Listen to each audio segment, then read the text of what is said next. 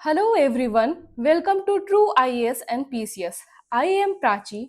तो हम लोगों ने लास्ट लेक्चर में पढ़ा था रिवोकेशन के बारे में बहुत डिटेल में, जिसमें हम लोगों ने केस लॉस पढ़े थे, उससे रिलेटेड सेक्शंस पढ़े थे, सेक्शंस को रिलेट कर करके और बेयर एक्ट के वर्ड्स को ब्रेक कर करके पढ़े थे।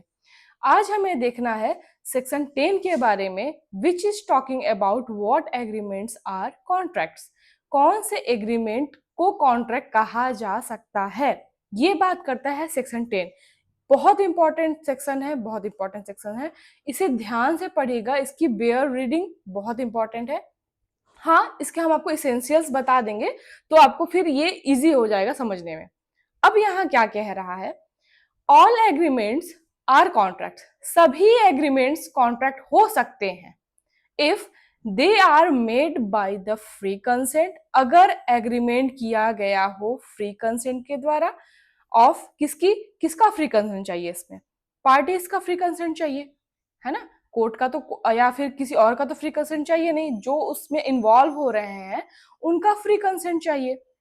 नेक्स्ट कह रहा है कंपिटेंट टू कॉन्ट्रैक्ट, मीन्स पहला क्या हो गया, फ्री कंसेंट होना चाहिए। सेकेंड, कॉम्पिटेंट टू कॉन्ट्रैक्ट होना चाहिए। कॉम्पिटेंट टू कॉन्ट्रैक्ट, कॉम्पिटेंसी होना चाहिए।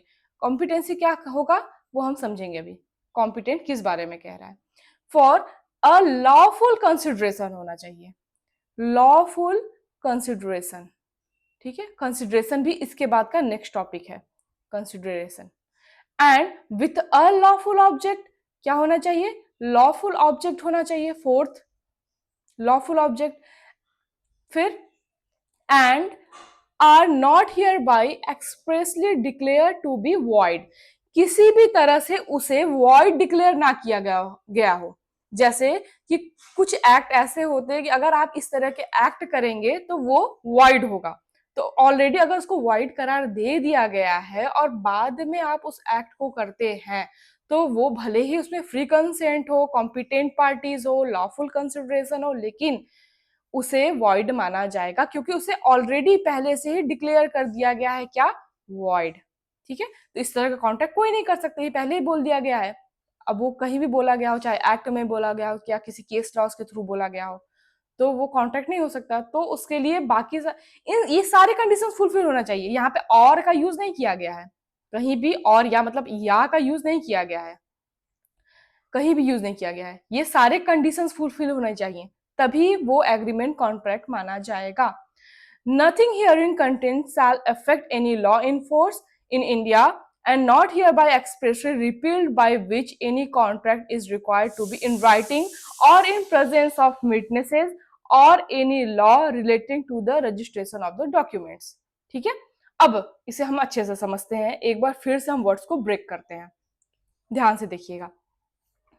वो सारे एग्रीमेंट्स कॉन्ट्रैक्ट होते हैं, इसका मतलब क्या, इसका मतलब क्या कह रहा है ये, if they are contain this things, अगर वो ये सारी चीजें, अगर कोई एग्रीमेंट है, ये एग्रीमेंट का हम बॉक्स बनाते हैं इतना बड़ा, ये एग्रीमेंट का बॉक्स है।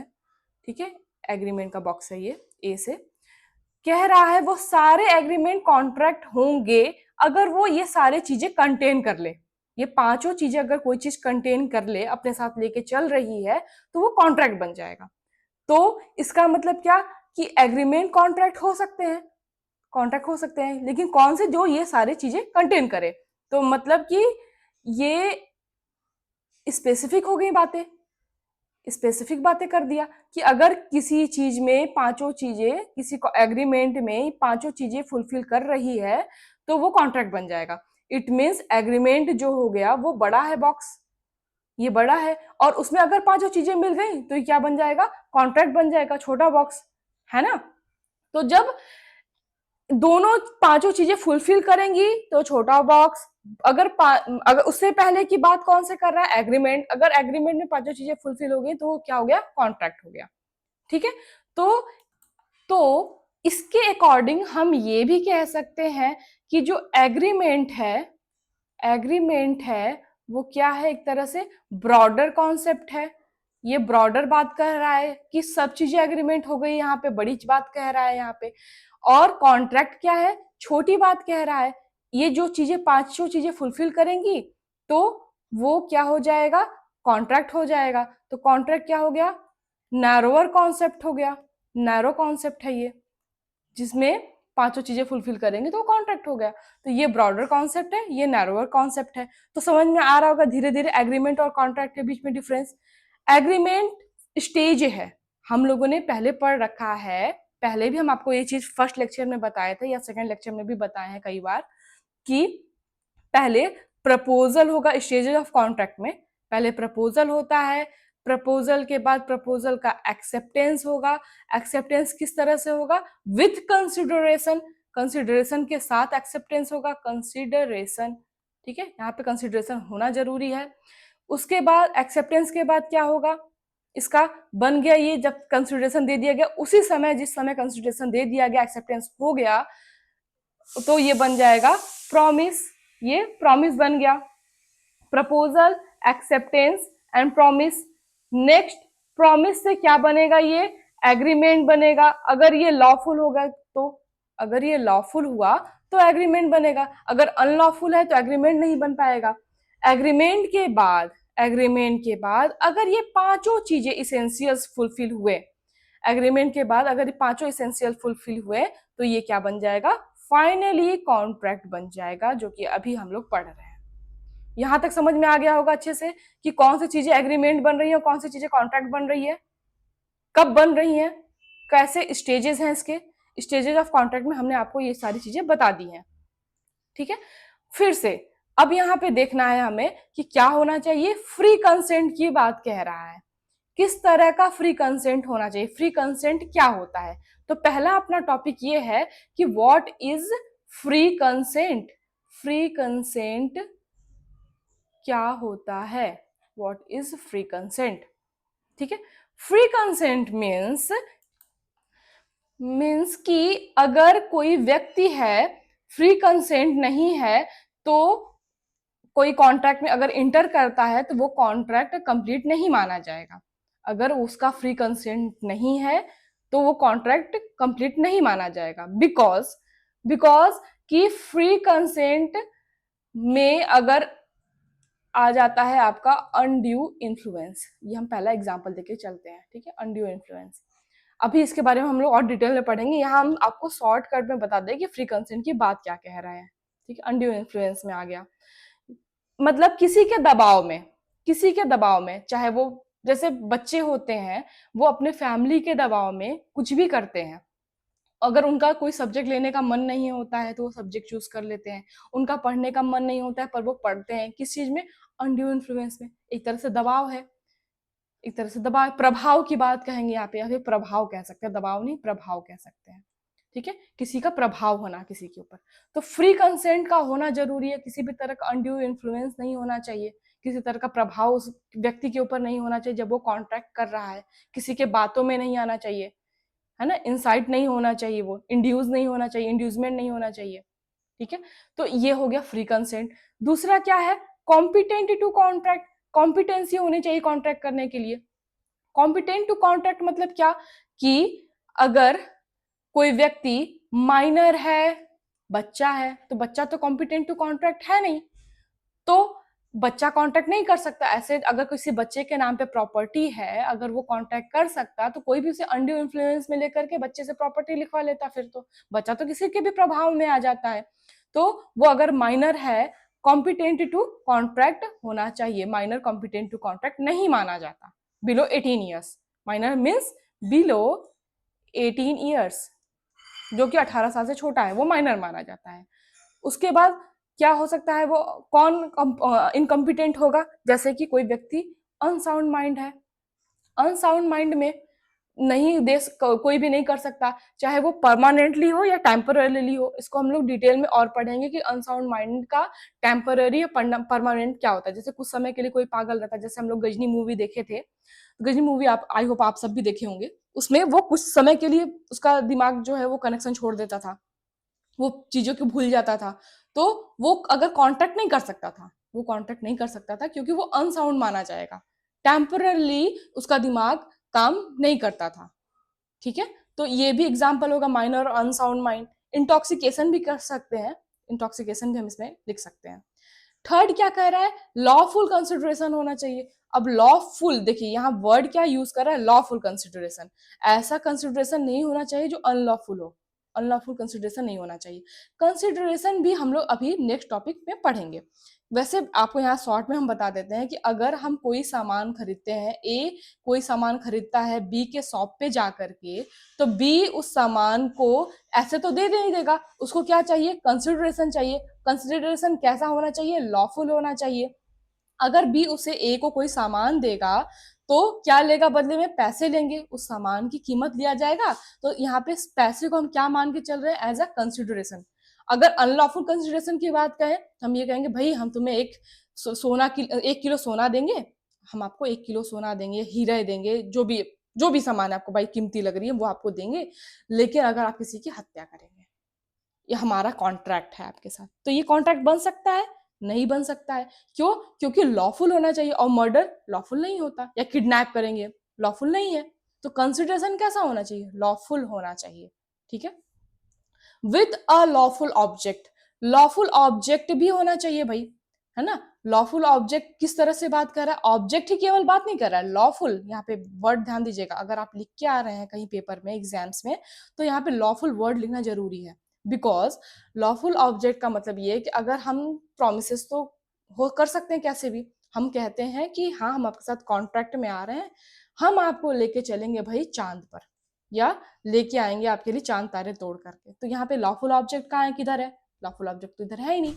तो लॉफुल ऑब्जेक्ट में होना चाहिए, किसी भी चीज को, कोई भी काम को करने के लिए ऑब्जेक्ट क्या होना चाहिए, लॉफुल होना चाहिए। ठीक है, उसके बाद लॉफुल ऑब्जेक्ट का मतलब यहाँ पे एक बात और एग्जाम्पल समझ सकते हैं कि अगर हम ये कहते हैं कि भाई, या फिर लॉफुल ऑब्जेक्ट में आप ये भी ले सकते हैं मर्डर वाला एग्जाम्पल। अगर मर्डर कोई कर रहा है तो आप इस व्यक्ति का मर्डर कर देंगे तो हम आपको इतने सारे पैसे देंगे। तो यहाँ पे मर्डर क्या है, लॉफुल नहीं है, ऑब्जेक्ट तो है लेकिन लॉफुल नहीं है। Okay, and the fifth one is talking about declare to be void. पहले से ही उसे वॉइड डिक्लेयर कर दिया गया है कि इस तरह का कॉन्ट्रैक्ट नहीं करना है, इस तरह का कॉन्ट्रैक्ट नहीं माना जाएगा, कॉन्ट्रैक्ट उसको पहले से ही वॉइड कर दिया गया है, और उससे रिलेटेड कोई कॉन्ट्रैक्ट किया जाता है तो फिर ये कॉन्ट्रैक्ट नहीं माना जाएगा, ये इफेक्ट में ही नहीं आएगा, ये केवल एग्रीमेंट ही रह जाएगा। क्यों, क्योंकि उसके लिए ये सारे कंडीशंस फुलफिल होने चाहिए। आपको ये समझ में आ गया होगा, सेक्शन 10 मैंने बहुत डिटेल में बताया है, इससे रिलेटेड केस लॉज भी हम लोग देखेंगे, लेकिन अभी नेक्स्ट लेक्चर्स में। ठीक है, अब इसको एक बार फिर से ये देख लीजिए, ये एग्रीमेंट है, एग्रीमेंट ब्रॉडर कॉन्सेप्ट है, एग्रीमेंट एक ब्रॉडर कॉन्सेप्ट है, एंड इसमें जो कॉन्ट्रैक्ट है वो नैरोअर कॉन्सेप्ट है, नैरोअर कॉन्सेप्ट है, कौन, कॉन्ट्रैक्ट। ठीक है, कॉन्ट्रैक्ट नैरोअर कॉन्सेप्ट है। अच्छा, हम ये बहुत इंपॉर्टेंट लाइन है कि क्वेश्चंस आ जाते हैं वाई क्या इसमें से कौन से दोनों में से कौन सी बातें सही हैं, दोनों में से कौन सी बातें सही हैं, तो इसमें क्वेश्चंस आ जाता है। क्वेश्चन ये है, why all agreements are not contract, ये क्वेश्चंस आ जाते हैं।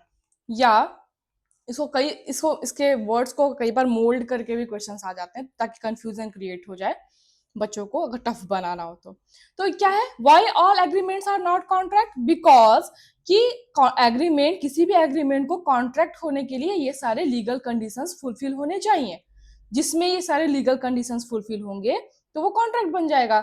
या इस क्वेश्चन को इस तरीके से भी कहीं कहीं आ जाता है कि एक्सप्लेन करिए all contracts, all contracts are agreement, सभी कॉन्ट्रैक्ट्स क्या हो सकते हैं, एग्रीमेंट हो सकते हैं, बट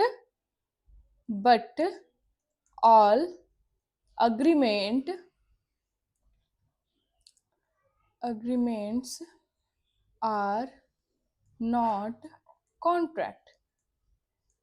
ठीक है, एक्सप्लेन अगर ऐसे करके आ जाते हैं क्वेश्चंस, तो अब ये प्रॉब्लम क्रिएट करता है कि ये क्या कह दिया भाई, हमें आपको टॉपिक समझ में आ जाता है, अगर आप इससे रिलेटेड क्वेश्चंस नहीं सॉल्व करेंगे तो फिर ये प्रॉब्लम क्रिएट करता है बाद में। क्या कह रहा है कि why all agreements are not contract, क्यों सारे एग्रीमेंट्स कॉन्ट्रैक्ट नहीं हो सकते, तो क्योंकि इसके सारे लीगल कंडीशन अगर फुलफिल नहीं हो रहे हैं इसलिए वो कॉन्ट्रैक्ट नहीं हो सकता। ठीक है, सेक्शन 10 में ये बात कही गई है, ऐसे आप कह सकते हैं। फिर क्या कह रहा है, ऑल कॉन्ट्रैक्ट आर एग्रीमेंट्स, सारे कॉन्ट्रैक्ट एग्रीमेंट होते हैं। सारे कॉन्ट्रैक्ट, ये देखिए ये जो बड़ा है ब्रॉडर है और ये नैरोवर है, तो इससे हम क्या समझते हैं, अगर आप ये इमेज भी बना दिए नंबर मिलना मिलना पक्का है। सारे एग्रीमेंट्स जो है वो कॉन्ट्रैक्ट हो सकते हैं, ऑल एग्रीमेंट्स आर कॉन्ट्रैक्ट्स। लेकिन all agreements, but why all agreements are not contract, क्या, क्योंकि सारे एग्रीमेंट्स कॉन्ट्रैक्ट क्यों नहीं हो सकते, सारे कॉन्ट्रैक्ट एग्रीमेंट हो सकते हैं पर सारे एग्रीमेंट्स कॉन्ट्रैक्ट नहीं होते, क्यों, वाई। अब ये आप अगर इमेज बना करके और ये कंडीशंस जो मैंने अभी आपको बताया वो सारे चीजें लिख देते हैं इसमें, तो क्लियर हो जाएगा, क्लियर हो जाएगा। और अगर हम मैंने ये क्वेश्चन नहीं बताया होता अभी आपको, तो फिर अगर इस तरह का क्वेश्चन आ जाता तो आपको समझ में नहीं आता कि फिर क्या करें। तो इससे रिलेटेड क्वेश्चन हम लोग जब बाद में लास्ट में एक्ट को पढ़ने के बाद सॉल्व करेंगे, सारे एक्ट को पढ़ेंगे और उससे रिलेटेड क्वेश्चन सॉल्व करेंगे, जिससे आपका कॉन्सेप्ट क्लियर हो जाए, किसी भी तरह का क्वेश्चन आए तो आपको बाद में प्रॉब्लम ना हो समझने में क्वेश्चन से रिलेटेड। ठीक है, तो हमने जो अभी आपको बताया था कि सारे एग्रीमेंट्स कॉन्ट्रैक्ट हो सकते हैं नहीं हो सकते हैं, या सेक्शन 10 से रिलेटेड जो भी बातें बताई, अब उसका यहाँ पे थोड़ा सा इसेंशियल्स लिखा है, या क्वेश्चन अगर आ जाता है व्हाट एग्रीमेंट्स आर कॉन्ट्रैक्ट्स, तो क्वेश्चन का आंसर ये है। ठीक है, कि जिसमें इसेंशियल होने चाहिए, सारे इसेंशियल फुलफिल होने चाहिए, तभी वो एग्रीमेंट कॉन्ट्रैक्ट बन सकता है। भाई कौन कौन से इसेंशियल्स की बात कह रहा है, कि वहां पे फ्री कंसेंट होना चाहिए पार्टीज का, है ना, जो कि फ्री कंसेंट कहाँ से कहाँ तक दिया कर है, सेक्शन 13 से लेकर 22 तक अभी हम लोग पढ़ेंगे। कॉम्पिटेंट टू कॉन्ट्रैक्ट होना चाहिए 11 टू 12, 11 और 12 में बात कर रहा है। लॉफुल कंसिडरेशन होना चाहिए सेक्शन 2D में, और जो कि हम लोग पढ़ेंगे अभी 25 में बात कर रहा है। लॉफुल ऑब्जेक्ट होना चाहिए 23 से 30 के बीच में बात कर रहा है। Not hereby expressly declare to be void, ठीक है, वॉइड जिससे डिक्लेयर नहीं किया है, ये किसी सेक्शन में नहीं दिया है, ये आपको समझना है खुद से। Contract is not an unilateral agreement, contract unilateral agreement नहीं होता है, ये है यहाँ पे की पॉइंट। अब इससे क्वेश्चन आ जाए तो अभी समझ में ही नहीं आएगा कि ये यूनिलेटरल क्या है, यूनिलेटरल कौन सी चीज है। ठीक है, तो अब हम समझते हैं व्हाट इज यूनिलेटरल।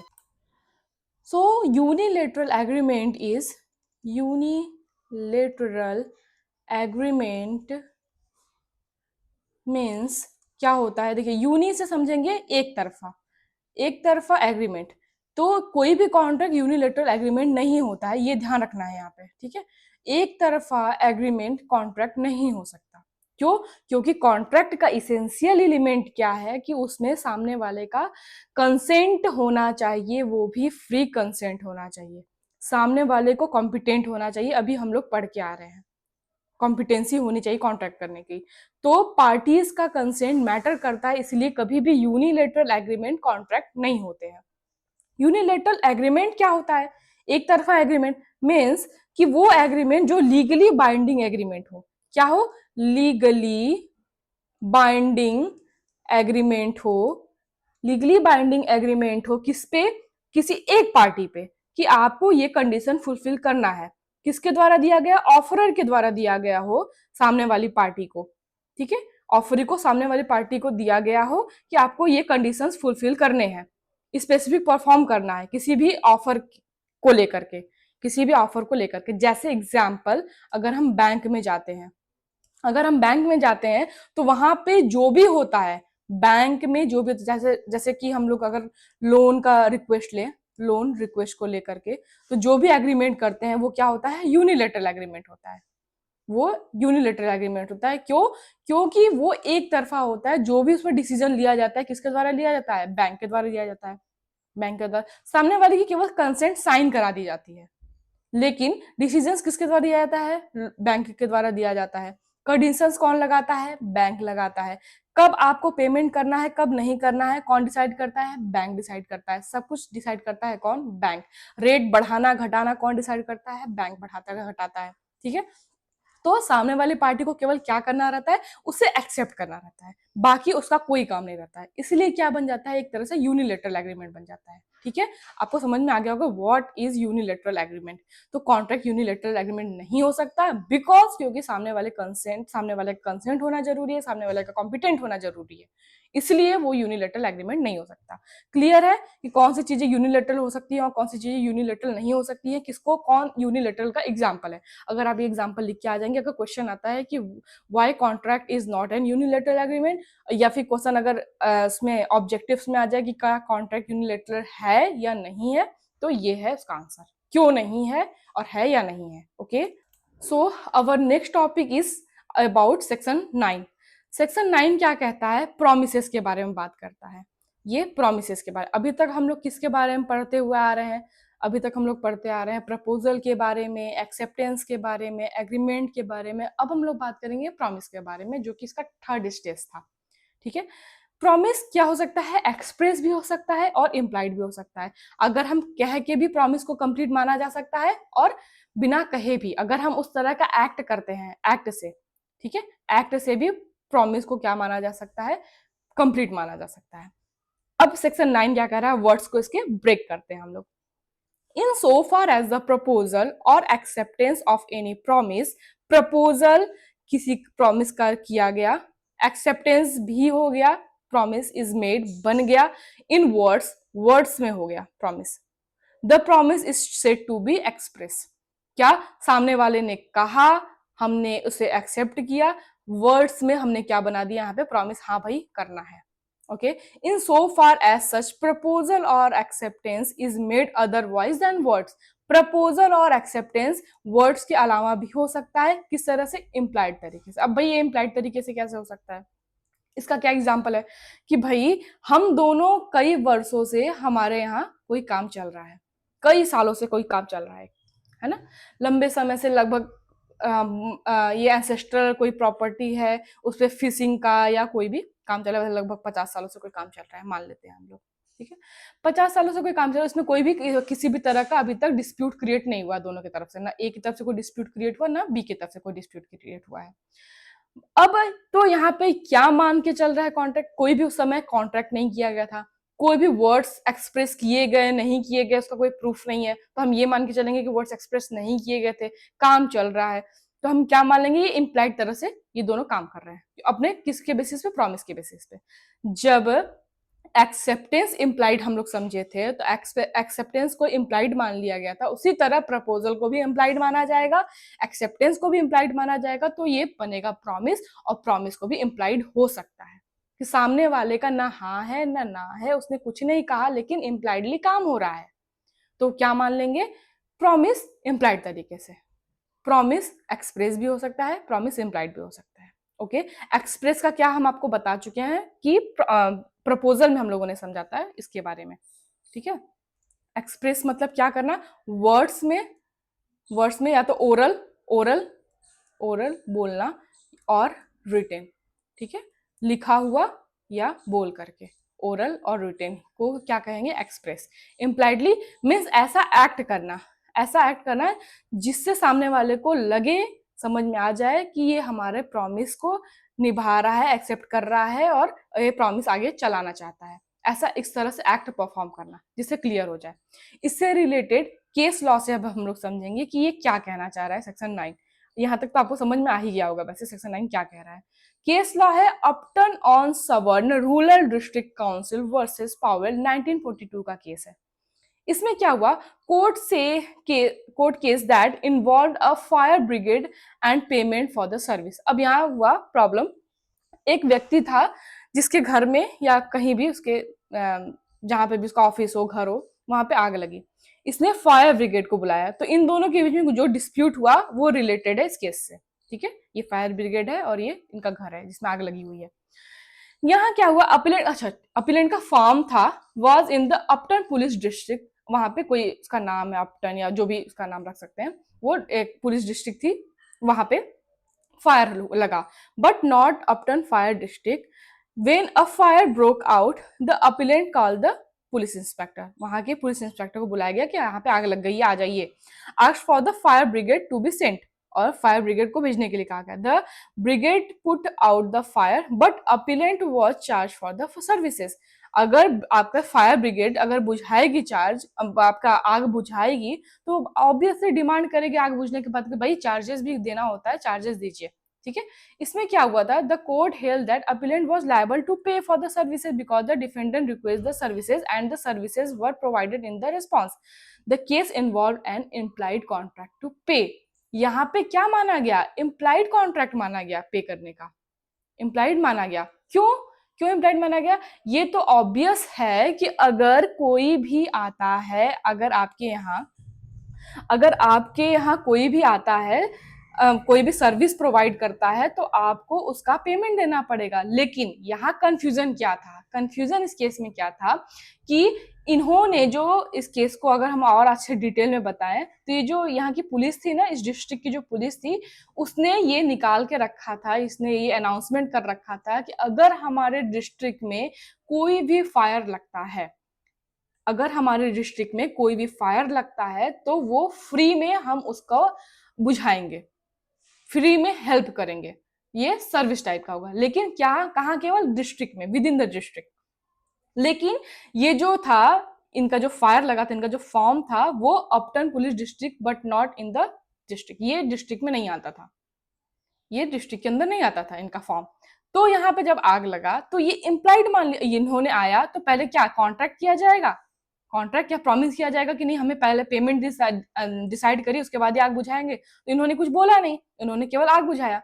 तो इन्होंने जब आग बुझाया, तो इन्होंने कहा कि भाई आप तो पेमेंट लेंगे नहीं, तो इन्होंने ये कहा कि नहीं, हम पेमेंट उनसे नहीं लेंगे जो हमारे डिस्ट्रिक्ट के अंदर आते हैं, हम उनसे जरूर पेमेंट लेंगे जो हमारे डिस्ट्रिक्ट के बाहर आता है, और आपका ये जो फार्म है ये डिस्ट्रिक्ट से बाहर आता है, तो हम पेमेंट चार्ज करेंगे। ये इम्प्लाइड होगा, इम्प्लाइड होगा। इन्होंने क्योंकि अनाउंसमेंट में केवल ये लिखा था जो डिस्ट्रिक्ट के अंदर आएगा, विद इन द हमारे डिस्ट्रिक्ट आएगा, उससे पेमेंट नहीं लिया जाएगा। इन्होंने केवल ये कहा था, इन्होंने ये नहीं कहा था कि अगर जो बाहर होगा तो उनसे पेमेंट लिया जाएगा। ये क्या बात था, ये इम्प्लाइड बात था। जो भी डिस्ट्रिक्ट के बाहर होगा उससे पेमेंट लिया जाएगा, ये इम्प्लाइड बात था। जो डिस्ट्रिक्ट के अंदर होगा उससे पेमेंट नहीं लिया जाएगा, इन्होंने इसको एक्सप्रेस किया था।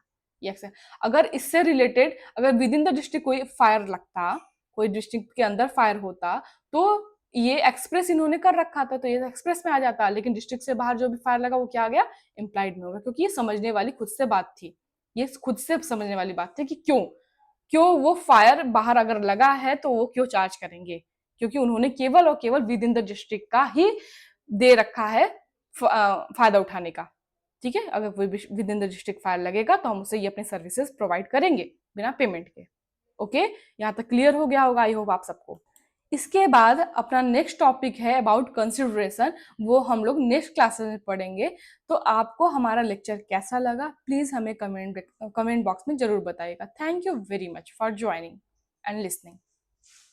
और दोस्तों, अगर आप इस पीडीएफ को परचेज करना चाहते हैं तो आप इस क्यूआर कोड को स्कैन करके इस पीडीएफ को परचेज कर सकते हैं, जो कि 21 रुपीज़ का है। और इस कोर्स से रिलेटेड कोई भी जानकारी के लिए आप इस नंबर पे कॉल या मैसेज कर सकते हैं। Thank you very much.